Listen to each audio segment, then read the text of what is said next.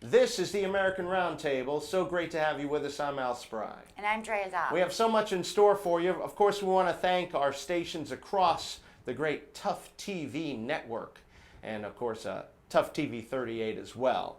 We're going to cover the Comey firing. That's the big bombshell story. What a story, huh? Yeah, shocking, kind of. Also, but maybe not. Also, we'll be talking about Jeff Sessions. What is this with the new war on drugs? We'll be covering that as well. And we will be, in another show, hitting some stuff about Russia and how that may tie in. And we might even hit about Mexico as well. But today's show, we're talking about Comey and Jeff Sessions. That's what we got for you here on American Roundtable, your half hour of political power. Up next, it's the drug war. And we'll talk about how it's affecting and may affect you in any state that you may be in. This is American Roundtable. See you up next. Welcome back to the American Roundtable. So much politics, so little time. Let's take a look at Jeff Sessions, who's poised to return to the policies, quote unquote, that are tough on drugs. I guess we're going to be seeing the biggest push towards this drug enforcement since the Just Say No days, right, Drea? Great. I think that he should leave some of the potheads alone, probably. What do you think about this? Why do you think the renewed push? I have no idea. Probably because he doesn't like it. He's old school. Very conservative. I will say that Trump's brought in the most conservative administration since Ronald Reagan's. And in many ways, even more conservative, I think, than Reagan was. So we're seeing some definite, interesting new ways. Here's my issue with the war on drugs. Number one, I always had an issue with the government telling you what you're going to put and not put in your body if you're not hurting anybody. I always thought that was just a little strange. Usually, laws are created so that you don't end up doing something to someone else that wouldn't be within what they call the golden rule. But I've never seen drug use to be in that respect. Now, yes, there are drugs that will do people in, terrible drugs like heroin, very destructive drugs like meth. And of course, I'm not saying they should be legalized, but to be attacking the user and throwing them in jail because they're on some kind of a drug, I think is overstepping the bounds. Your take, Drea Dobb. I definitely don't think that they should toughen the laws. The war on drugs doesn't work. It never has. Maybe if they would reduce some trafficking, if we could just have a personal use on the patio. You're talking about a couple plants in the backyard. Yeah. You know, I think that might be a pretty good idea. However, you also told me something earlier that your thought is we've come too far to just have the government turn it off. Yeah, no. People are expecting it. They've invested. They've started businesses. It's generating tax income. I think it's doing a good job. And here's the other thing. Why is it, and we shoot this show in Florida, but why is the Florida legislature so put off by rolling out medical marijuana? You'd think that they were rolling out liquid Satan or something. Pretty incredible. And I don't think it's a very helpful to people that are in need of medical marijuana, like sick people. That's probably why it passed by a 60% margin. It was something that people want. I think the politicians should do the will of the people. That's what I'm saying. And I think Jeff Sessions should go back under a rock somewhere. That's my take. We're going to have talking Comey. Comey and nothing but Comey coming up right here on the American Roundtable. Welcome back to the American Roundtable. Huge bombshell dropped recently with the firing of James Comey by the president. Not even in person, and he didn't know. He thought it was a joke. He was addressing some FBI people. And then all of a sudden, the news screen behind him said, "You're fired." And he laughed. And then they called him into a room and they said, "No, man, Trump really fired you." And then Trump sent him a letter. So it wasn't like on the TV show The Apprentice. He actually got canned in a pretty brutal way. I saw it coming. I thought that it was in the works. Comey just seemed to come across to me as a bit incompetent. you know, especially when he said, oh, well, we're going to go into the investigation on the emails a few days before the election, and then going, well, no, now we're not really going to investigate any. It just made him look like a bit of a buffoon. Your thoughts, Dre Dahl? Well, he didn't believe him because he saw it on CNN. Well, that's very good. Well, I will tell you this. We're going to take a look at more on the Comey firing right now, courtesy of the Today Show. Let's bring in Nicole Wallace at RE Melber. Guys, good morning. I mean, just a quickie on the bombshell meter. Where does this rate? This is huge. The letter doesn't sound true from the DOJ because it's not true. Well, let's be the devil's advocate here, because I think a lot of people will want to give the president the benefit of the doubt. Why is it not a reasonable rationale that he is unhappy with the way Comey handled the Hillary Clinton email investigation, something that many career prosecutors and many Democrats also found fault with? What's the rationale? There were procedural problems with the way Director Comey handled the investigation. The letter, though, from this DOJ under Donald Trump says the main problem was that the approach by Director Comey was essentially too mean to Hillary Clinton. That is at odds with everything the candidate said. It's also at odds with what now Attorney General Jeff Sessions said at the time. And by the way, Nicole, if you want to fire James Comey over the Hillary Clinton email investigation, you can do it on day one as president. You don't have to wait 5 months. Let me read you, though, a portion of the letter that President Trump wrote to Director Comey. Here's the paragraph. While I greatly appreciate you informing me on 3 separate occasions that I'm not under investigation, I nevertheless concur with the judgment of the Department of Justice that you're not able to effectively lead the Bureau. What does that paragraph mean? It means that no one has successfully reined in Donald Trump from his impulses to carry on as though he were still the anchor of The Apprentice. I mean, this penchant for firing people who defy his will. You saw this play out at the beginning of the week where Sally Yates was ostensibly fired for refusing to enforce the Muslim ban. Nobody believes that's actually all that was going on, to borrow a phrase from Donald Trump. When people refuse to sort of fall into line, and this is what should send a chill, and this is what should wake up every Republican who thinks that it's okay to go along. The fact that Democrats are James Comey's defenders this morning, most Democrats believe that we have a President Trump because of James Comey's handling of the email. It's so interesting, though, to see the part that Matt just read, because on the one hand, the White House is saying, this is all about the Hillary Clinton email investigation. And Trump's own letter betrays the fact that it is, in fact, about Russia, that is at top of mind. We can give them the benefit of the doubt. We should always play the devil's advocate. But the fact that they thought that they could turn the page on Russia by removing the head of the FBI while the FBI is investigating Russia simply guarantees that what was once a Klieg-light focus will now be a burning focus. And just briefly, the president has made an admission of a stunning level in that letter that you're both to, because the DOJ is trying to create neutral reasons that have nothing to do with Russia. And Donald Trump, in writing that sentence that he clearly couldn't hold back on, is raising his own potential criminal liability. He essentially inserted himself and Russia into what they claim was a neutral policy decision. Well, that was what they had to say about on Today. They're trying to figure in how the Russians fit into this and all that. I don't know about the Russians. You know, they even said that for everything that happens in the United States, including the Kennedy assassination, they always seem to want to try to blame the Russians. And everything that bad that befalls the U.S. It could be that we're just kind of doing it on our own, though. What do you think, Dre Dahl? I don't think that he could. I mean, he hasn't found anything on Russia in 6-8 months, but he went through all of Hillary Clinton's emails in 8 days. It's time to go. Well, Trump fired off some tweets about this Comey decision, and you know, whenever Trump tweets, American Roundtable is there. The critics, of course, have weighed in on Trump's firing of the FBI chief, generally with unflattering comparisons to Nixon, you know, when he fired people. Did it for a totally different reason, though. I don't know what kind of comparison you could really make to that. But he is saying here, the tweet, here's the tweet. Comey lost the confidence of almost everyone in Washington, Republican and Democrat alike. When things calm down, they will be thanking me! Exclamation point. And this, I like this one, about Senate Minority Leader Chuck Schumer. He calls him crying Chuck Schumer. Stated recently, I do not have confidence in James Comey any longer. Then acts so indignant. So there you go. That's Trump on things. I guess he doesn't like Comey or Chuck Schumer. Does not look Crying like Chuck. What do you think Trump would call me? He'd call me Sexy Al Spry. What do you think, Drea? Probably. This is the American Roundtable on Tough TV Network and Tough TV 38. We'll have more for you after this.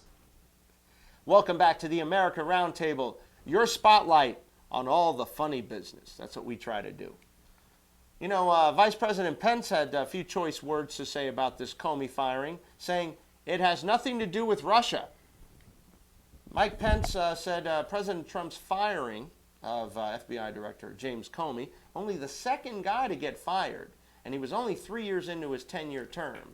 The only other guy to get fired was William Sessions by Bill Clinton back in '93, and he had served 6 years out of his tenure. After FBI Director, the first one, what was his name? The guy that dressed up in tutus and stuff. You know what I'm talking about, Dre Dahl? Yeah, that was the big guy. The guy that was there for 60 years. Hoover. Hoover. Our You know, street's named after a Hoover building. died, they said no more than 10 years. They didn't want a guy getting in there for 60 years or something. But I will say this. I think Pence is good to come out. He says, quote, as has been stated repeatedly, and the president has been told he's not under investigation. There is no evidence of collusion between our campaign and any Russian officials. He didn't elaborate on the actual reasons for Comey's firing. Well, but the president did, right, Drea Dahl? The president said that it was because he had lost the faith of the American people. Which is true. Whatever side you're on, you should want him fired. If you believe that Russia influenced the election, he hasn't found it in 8 months, so they should fire him. They should fire him for giving press conferences about who he's investigating. I thought that was kind of taboo. It's supposed to keep that quiet. I just think he was a bit of a buffoon. I mean, would you agree with me on that? I just Yeah. thought he came across as a bit of a buffoon. And you really don't want a buffoon as the head of the FBI, the most powerful law enforcement agency in the world, right? Alan Dershowitz had some comments about this. FBI Director James Comey should have been fired because, quote, he lost his credibility, not only with President Trump, but also with Democrats and Republicans. This is Harvard Law Professor Emeritus telling Don Lemon on CNN, your favorite network, that he should have resigned. Mine too. Yeah, right. A lot of this, of course, is his fault. He should have looked in the mirror and said to himself, I'm not trusted by Democrats. I'm not trusted by Republicans. My wife don't trust me. No, he didn't put that part in the quote. But I'm not trusted by the American people and should have resigned. Dershowitz added that Trump should not have made the decision while he's under an investigation on possible Russian ties because it looks a little funny. Your thoughts? Do you think it's funny, Drea Dahl? You think it looks funny? But how long can he investigate Russia? It could go on for years and years, and he's Could stuck go in a on- position. At could some go- point, they have to right. cut it off. He's produced nothing. High five. That was perfect.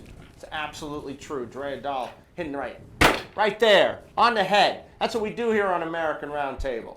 He also called for an independent commission for the Moscow probe, not a special prosecutor, not done by Congress, but by people appointed by Congress. They can then decide whether to appoint a special prosecutor. Comey is a unique situation, Dershowitz says. He may have changed the results of an election.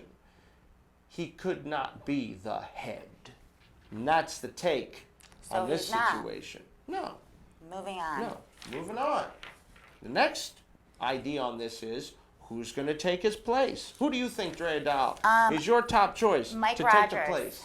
Boy, that was fast. Yes, I like him. Tell me about this Mike Rogers. I'm not as familiar with him. He's from Michigan, so that's Okay. always good. He was the Intelligence Committee chairman, so he at least is in the field versus some of these other ones.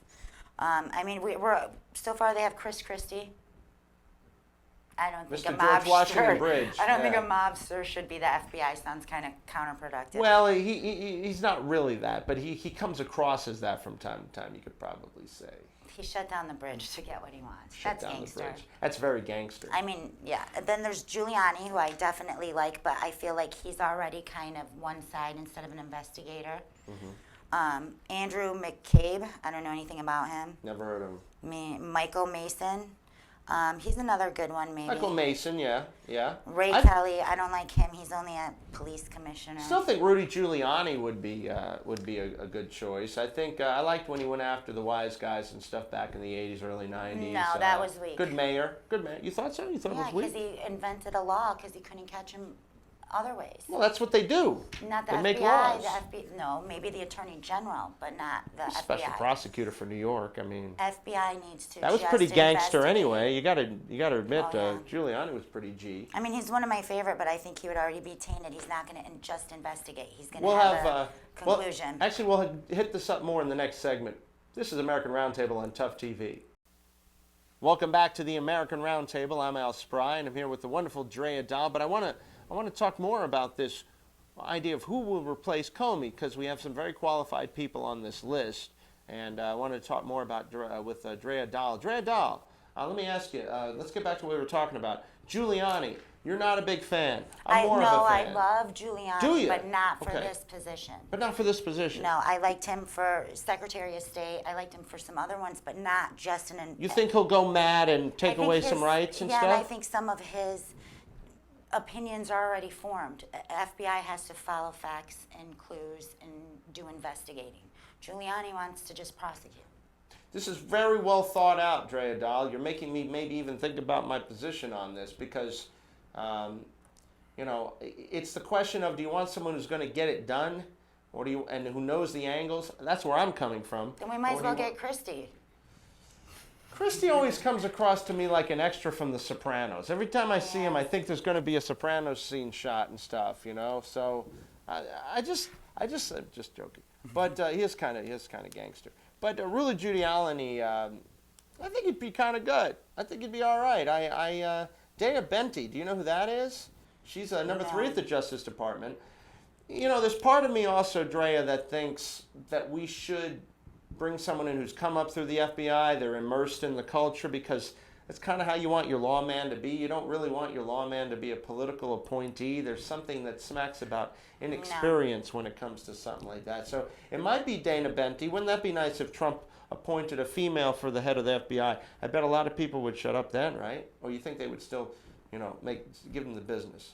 I think no matter what he does, I think they're going to give him the business. What do you think? Yeah, I still think Mike Rogers, he's got the experience that it would require. Michigan's a good state to be from.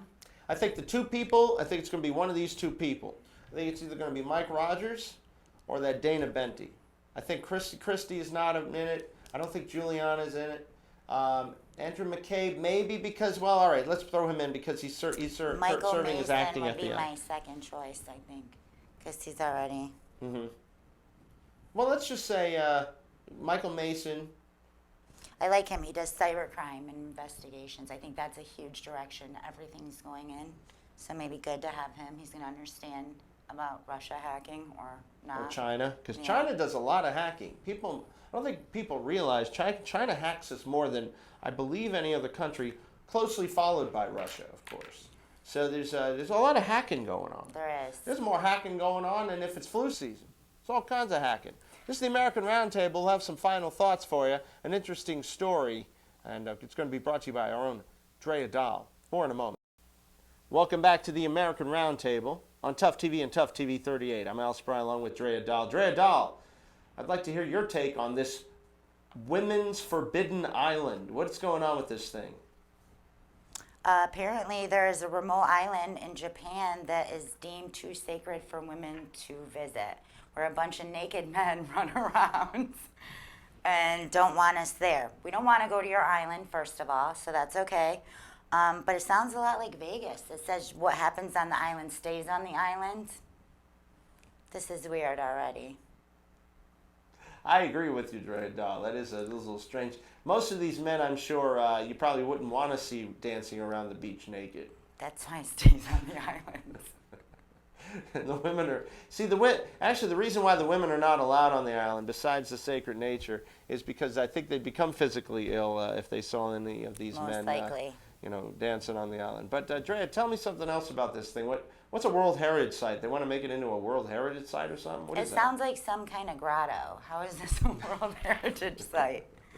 I don't Well, think maybe it it's a should be. World Heritage Grotto. You ever think about that? I guess, but we don't want to go anyways. The women stay away. We'll get our own island where you wear clothes and everything is nice. Would that be the island with no men allowed? Yeah. Well, What else would you do on the island with no I men would allowed? stay clean, first of all.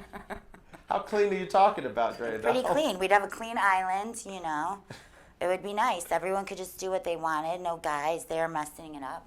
I mean, would you stay there all the time? No. Just like a vacation spot? Yeah, it's just a little place we go when Would they're at you, their man island. Would you dance on the beach and have volleyball games and things like that? We have a bunch of pillow fights.